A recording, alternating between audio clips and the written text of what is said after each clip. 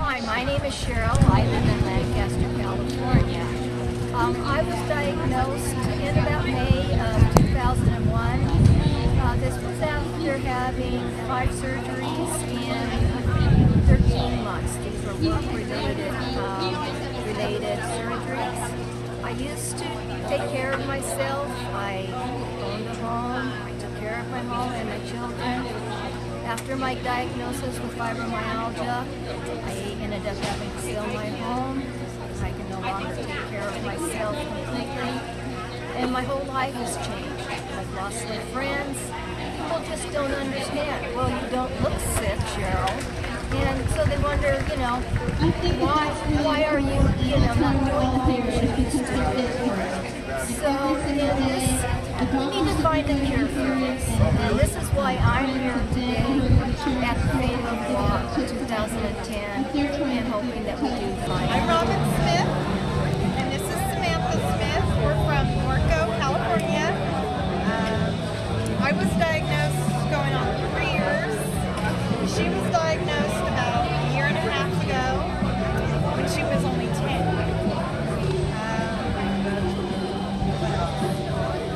It's affected our life. Her symptoms are a lot different than mine. She gets more of the sick and can't get out of bed. My issues are, it affects more my walking pains, and that's where he comes in. This is Milo. He has been working for me for 2 years. He works for her as well. He alerts before her migraines strike, and then she takes her medication. And for me, he does retrieval, picking up items in supermarkets or things like that where I don't have to bend, which has been a positive. It's made us realize a lot more of the simpler things we should appreciate. You start to appreciate a day that you can't get out of bed, and knowing that there's support out there has been huge. The NFA has really helped so much. They're wonderful. The support groups, the forums, the Facebook group, awesome. Randy, Lynn, all those people, it's worth getting involved. Support. She's helped numerous children that didn't know what they were sick with. Other kids have come out as young as 10, 9, some even younger. So it does affect children as well as adults. So, positive, huh? Hi, I'm Alicia McConnell. I'm a fibromyalgia patient. I started having symptoms when I was 13 and was not diagnosed till I was 17. So it was 4 years of misdiagnoses. They thought I had adolescent arthritis. They thought I was doing it to get attention. All of those different diagnoses that people get when they have fibromyalgia before it's figured out, especially 12 years ago when no one really knew what it was. So I went through having the adolescent version of fibromyalgia and the difficulties that come with that by attending the school system and trying to fit in with peers who don't understand. As an adult, I've sought out different treatments. Some have worked, some haven't. But I'd say the most positive thing about it, as horrible as it is to deal with every single day, and as frustrated as I get, the support from family and friends has made all the difference. This is my 3rd year here at the walk. The last 2 years, I've been one of the top fundraisers and one of the largest teams. We're the little bug that could. And just being around the fibromyalgia community and people that understand it makes such a huge difference and is a big driving force in keeping me going on those days. Hi, I'm Victoria Kuziak from Woodland Hills, California, and my story of fibromyalgia started when I was a kid and I couldn't keep up with others, aches and pains, fatigue, and then I had a car accident and it got worse, and then I actually had major teeth done, work on my teeth and my cavities. Got TMJ, got it so bad, and it just exploded, went crazy through my whole body. I was diagnosed about 2.5 years ago, and ever since then I'm not the same person. I've changed. I can't work. I love doing certain things that I can't do anymore, and it's affected my life because I'm not truly living my life of who I am or who I was, and I feel like my body's been used before and I'm using it again. It's broken down and it's bad. The positive things, I think, for me is that to feel that life is precious, and also realize that other people have things that are worse, even though ours is horrible on any given day. It's really bad for me, but it's not going to kill me. So I also am thinking that we're going to get help, and something will happen, and someone will do something, and we'll find a cure. And hopefully it'll be in my lifetime. My name is Lisa. I currently live in Long Beach, California. I grew up in Lancaster out in the desert, so the weather change, just knew that's been interesting. I was diagnosed with fibromyalgia when I was 16 by an internal medicine primary care physician. The farthest back I can remember being in pain is in kindergarten. At the time I didn't know what pain was, didn't have that conscious awareness of it.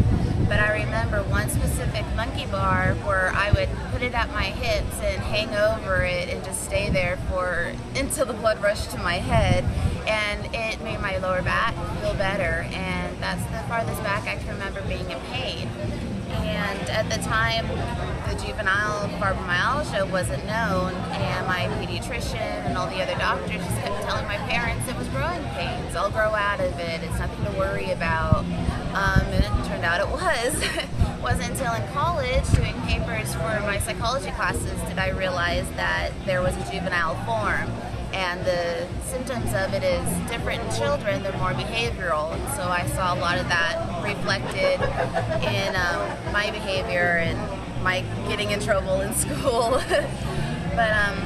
So I go to a chiropractor that helps tremendously. I work with a rheumatologist, I've done acupuncture, I've tried it all, more drugs than I can count on my fingers and my toes from an early age. And it's just the past couple of years that there's been some improvement. I'm 28 years old, so that's a long time to where I can walk normally more days out of the week than I limp.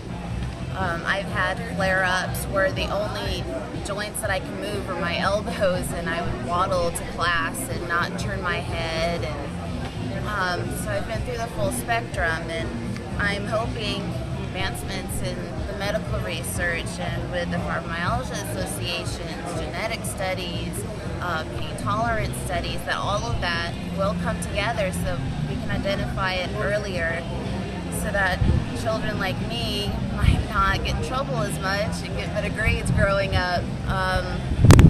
Being told that it's just growing pains is just so generic, and it's really not useful for parents and for their kids in the long term, because it affects every aspect of your life, especially when you realize you get to an age where you know what pain is and you can identify that. And it hurts you scholastically and, socially. I was an only child, so that didn't help socially. But I'm really hoping that it'll come together as doctors are realizing it's not all in your head because you're a woman. And I'm really hoping that the population of men who have it will become more recognized, and it's not a woman element. My name is all of us. And I live in Los Angeles, California. I just relocated back from Arizona. Hi, my name is Deirdre. I'm from Los Angeles, California. I just relocated back from Phoenix, Arizona. I was diagnosed with fibromyalgia in 1994 or 95. In 1994, I had a back injury, and I was going through a lot of different therapies, and I was finally diagnosed in 1995. When I tell people that, they're just kind of like surprised and trying to find out what am I doing. Like everyone else with fibromyalgia, I've gone through different therapies, medication, exercise, sleep programs, and I'm still trying to find what's right for me.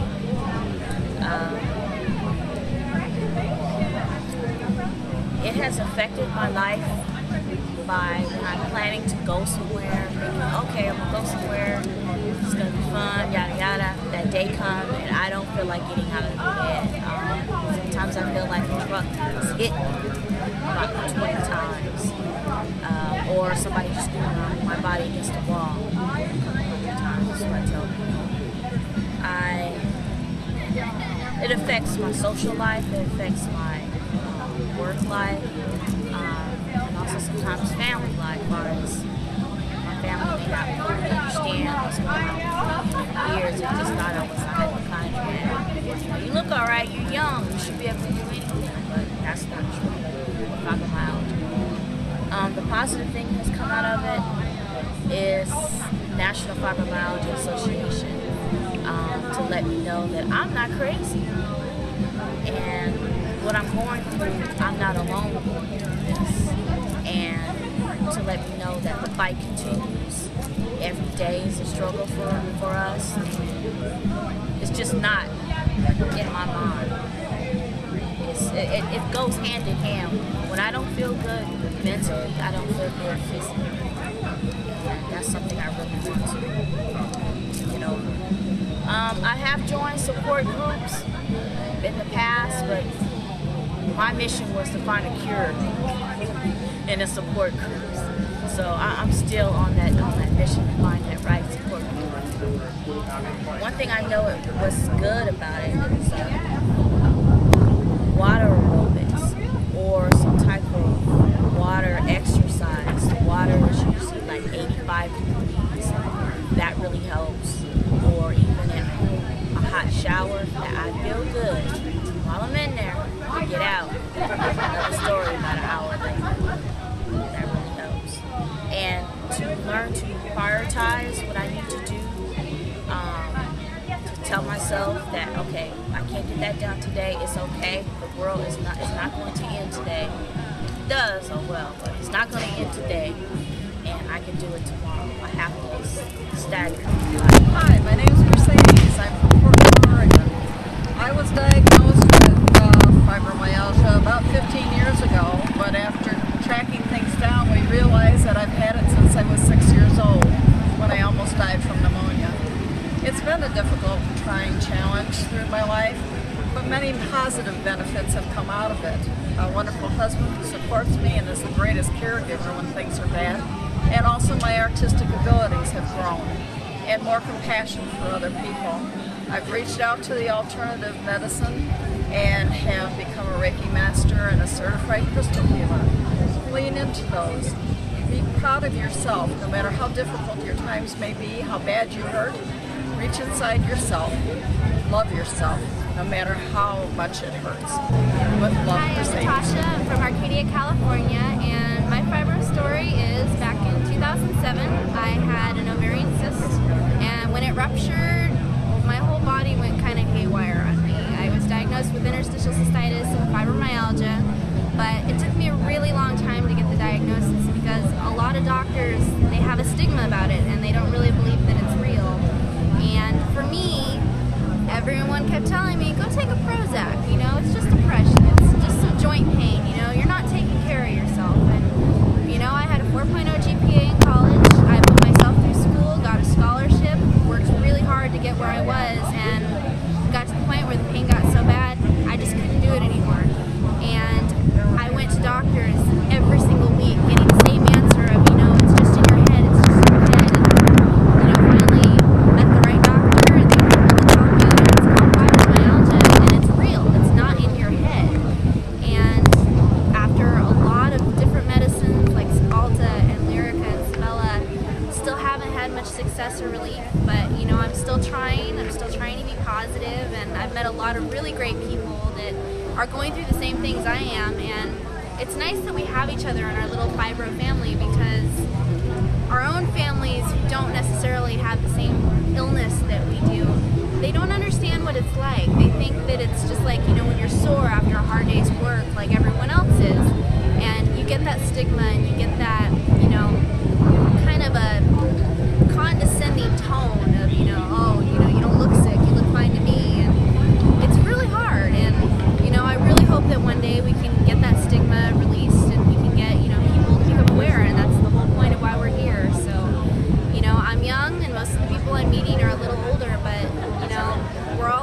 together and, you know.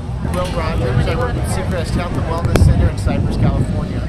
For the past 5 years, we've worked with a lot of fibromyalgia patients. I'm a board-certified chiropractic neurologist through the Caring Neurological Institute. And what we find is the patients, their nervous system, their autonomic nervous system, which is the automatic nervous system of the body, or the body that handles your heart regulation, your digestion, that the autonomic nervous system is ill-regulated. And the autonomic nervous system is divided into the sympathetic and the parasympathetic, or the gas and the brake. And so what happens is they're stuck in sympathetic dominance. So what you find is sympathetic dominance is great for fight or flight, or what we call survival. But where rest and digest and repair happens is over in the parasympathetic. So if we can get our patients from being pegged out over here in the sympathetic dominance to coming back towards the center, or even being parasympathetic dominant, then they're able to repair, they're able to sleep. And so the big thing is that if you get them resting, if you get them sleeping, if you get their body tissues repairing, then you're going to see good results. The other thing is with the fibro fog, there's so many complicating factors, and oftentimes there's no one answer, but a team of specialists that work with you to look to see if you have a yeast overgrowth that's causing organic acids that are out of balance, and those are something that your medical doctor is going to help you with. Like I said, what we do is much more of a physical nature, but you have the physical body, you have the chemical body, of course you have the psychological body laid on top of that, and then you have the spiritual body. So as we work with patients, like I said, it takes a team of people to get patients better, but the main thing is get them resting, get them repairing, and there is hope for people, and it's so great to see them get better, and it's so Hi, my name is Laura, and this is my service dog Zoe from Irvine, California. Zoe is my service dog, and she helps me in many ways to work with my fibromyalgia, which I've had for many years. We're here at the National Fibromyalgia Association event, and we're so grateful for all of the things they've done to help educate people about fibromyalgia. And for those of you that have this condition, a service dog can do many things to assist you. Zoe helps me by taking the laundry out of the dryer for me. She helps me put clothes on and take clothes off. She helps me pick up my cane. She helps me with anything else that I happen to drop. I call her my little gopher, but she's really my little service dog. And I am a school teacher, and she works with the children in the classroom.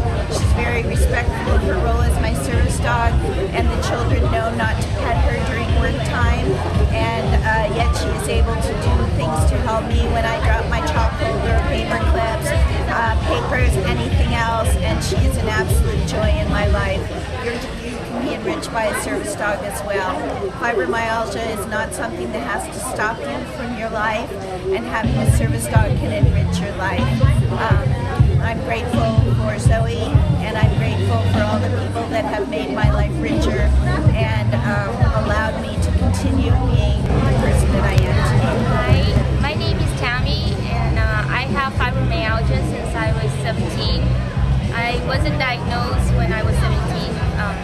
It was very hard because my family couldn't figure out what was happening to me, and it's been like 15 years now, and the transition has been very overwhelming, but I'm at a place where I understand what fibromyalgia is, and it changed me a lot. Going through the challenges made me just grew up, and I have a group on Facebook. It's called Fibromyalgia and it started just to help myself, just to get over all the lifestyle change. And then I made a lot of friends, and I realized that awareness is just make a difference in everyone's life, including myself. So I just hope that soon everyone is aware of this illness, and we can help each other. Hi, my name is Nicole. I'm currently 27 years old. I live in Los Angeles, California. I was diagnosed with fibromyalgia fibromyalgia when I was in high school, about 17, after a prolonged illness and lots of different diagnoses. I got diagnosed with fibromyalgia, and they didn't really know at that point what it was or what it did. My doctor found out because he went to a seminar given by the CDC, and it happened to be the catchphrase of the seminar. After I got diagnosed, it's been a couple years not knowing which treatment to get, but I finally found a wonderful doctor at Cedars-Sinai who did a whole body program and really helped me. And I had some good years and some rough years. I graduated college. I was a spokesperson for arthritis organization. And then it got worse. I did a fibro rehabilitation program at Cedars-Sinai, which was amazing. They had great doctors and great physical therapists and wonderful people who I've stayed friends with since we were in the program together. I think in the beginning, I really concentrated on all the things that I couldn't do with fibro. I couldn't walk around the block, I couldn't always get out of bed, I couldn't always make all my classes. And I think the one thing that I've really learned from having fibromyalgia, is what I can do. And I realized I can't have a job. Yes, I need, special time off, and I can't always do things everyone else can, but I can still have a life. It's different than what I thought, and it's different than how I had things planned, but it's still there. And I think one of the best things I have right now is I have a loving family who is trying to understand and cope even after all these years. I have a great boyfriend who sees the worst days but is always there to help me have fun on the best days. I have my pet who I love, Bear, my 135-pound bull mastiff. I can't have a big dog. I'm showing him he's what got me out of bed. Having a pet said I have to get up at 7 a.m. and go outside. I have to go, I have to go on my nightly walk, so Mom, you have to walk 2 blocks with me.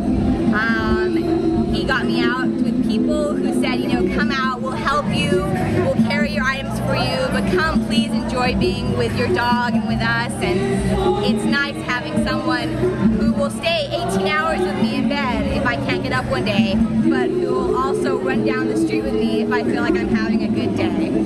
So I think it's great having all these people here. I think it's wonderful that people are getting the knowledge about it. And I think the best thing about having fibromyalgia is the love you get to see from everyone else. My name is Shannon. I'm from Baltimore, California. I was officially diagnosed with fibromyalgia in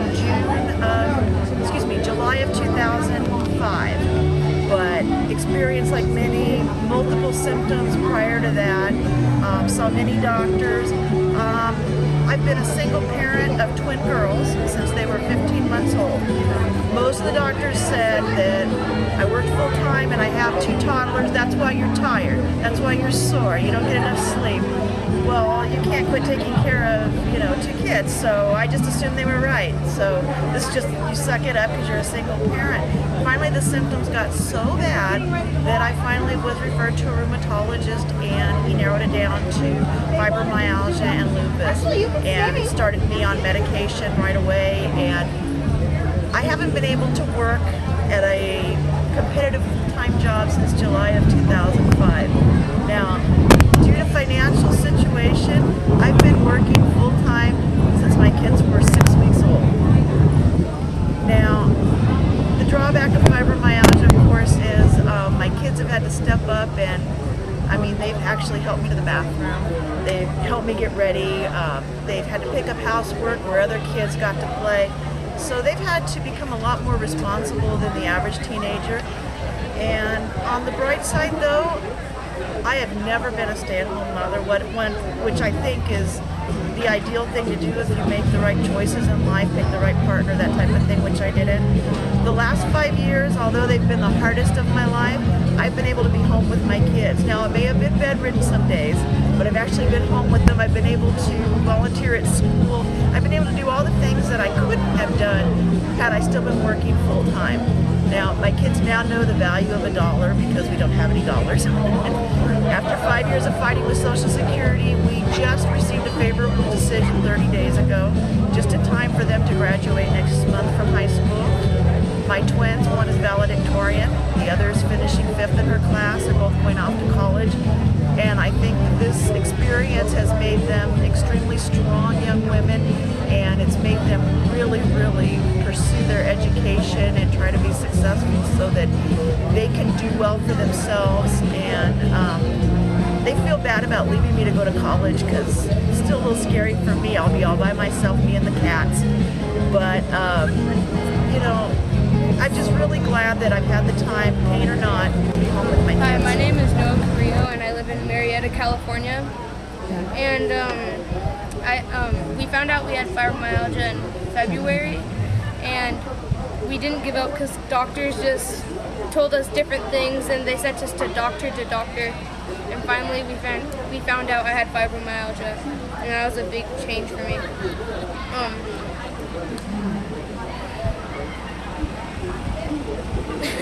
It affected my life by I've been getting a little bit depressed because I see some kids outside playing and I could play like them. It's just that the next day I might be hurting, and I just want to play outside without hurting. And I've noticed what it's done. It's made our family closer for us, and it's drawn me closer to family and friends. And that's it.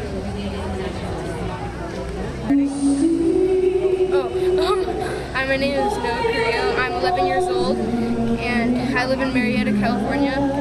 And doctors sent us to other doctors, and it was doctors to doctors, and finally found I had fibromyalgia. And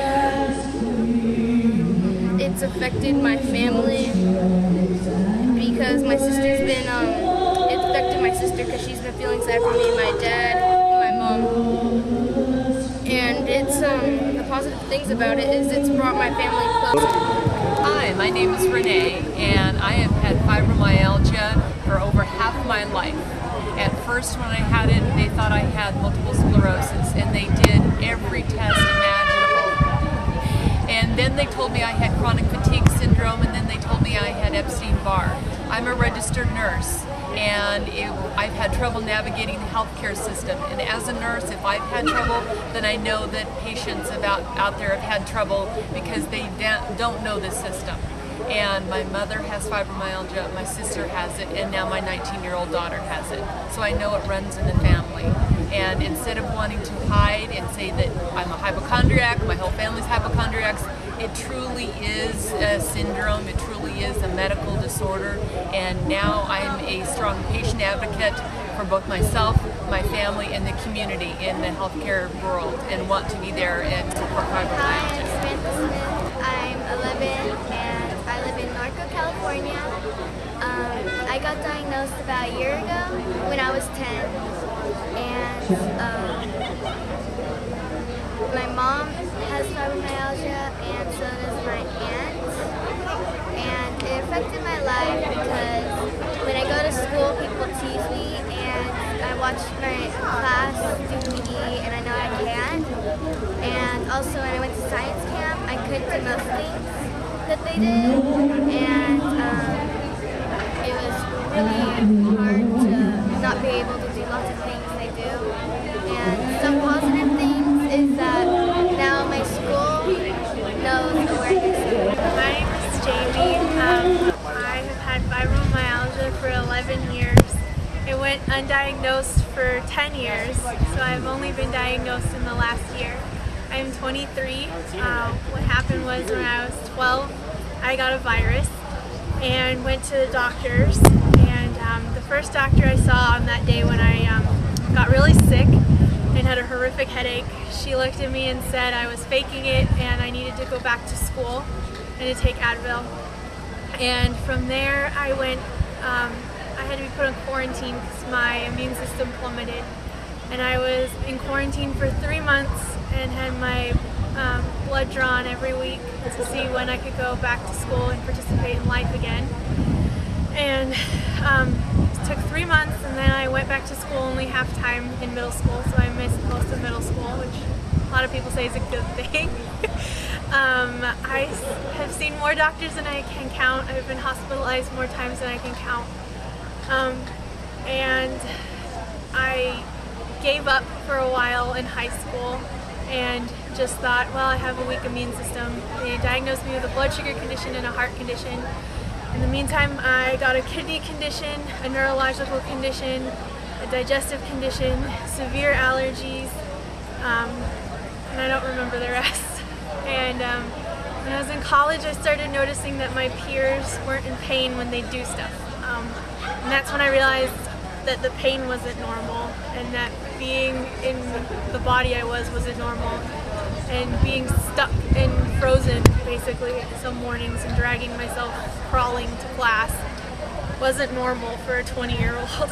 And so I started trying to see other doctors, and they still didn't know it was wrong. Ironically, when I went for a physical, just an annual physical when I was 22, and had moved home because I had graduated from college, got a job for 6 months, and couldn't continue because of my health. I moved home with my family, went to that doctor for an annual visit. She was the doctor that I saw that first day when I was 12, who said I was lying. And she poked around at me and said she thought I had fibromyalgia. And I thought that that was what they had called for years, had said that chronic fatigue syndrome and fibromyalgia were wastebasket diagnoses. So I didn't want to trust her. And when I got into my master's program, I go to school at Loma Linda University and thought, all right, university hospital, I'm going to go to specialists and make them prove that it's fibromyalgia. And they did, from a rheumatologist. And I'm on medications now, and I've only just now in the last year been trying to figure out what all is going on. Every single one of my trigger points is inflamed. I have every single one. You touch it on me and I flinch. I have blood sugar condition, digestive condition, neurological fibro fog really bad. And so anything, I read a book, I've read a few books, so like there's a list of things that you could have along with the pain, and I have every single one. And I've been diagnosed at some point in time with all of them, but only a year ago did they put it all together. That was fibromyalgia. And so I'm just trying to figure out what to do next. And I'm weird in that I'm very, very young to have it, and I have it very severe. And I'm still learning a lot. They wanted me to talk about like connections and stuff, and I don't really have those yet. But it's nice to finally have an answer. And being here and among other people, I'm finding out that it's not fake, and that I am not the only one. And you know, the only other thing I want to say is to encourage people to not give up, because giving up can make it progress and it gets worse. And oh yeah, it's in my eyes. That's why I have the glasses. It got into the eye muscles. It was the last place, and recently into my lungs. So I have severe asthma and can't breathe very well. So don't give up, because it progresses. It's real, and you want to always just keep up on it and find answers and talk to everybody you can about it. So.